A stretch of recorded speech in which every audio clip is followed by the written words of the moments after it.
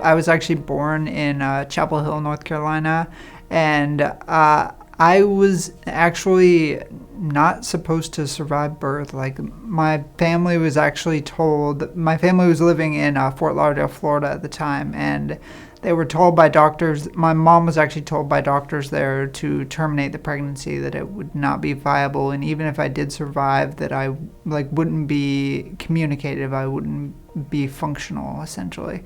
My mom, very stubborn she obviously did not accept that. I have a condition what's called hydrocephalus, which means my body produces too much cerebral spinal fluid.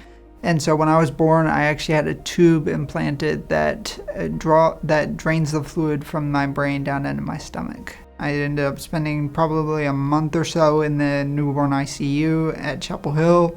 And then I went through years of speech and physical therapy, and I have been able to do pretty much everything they said that I would not be able to do.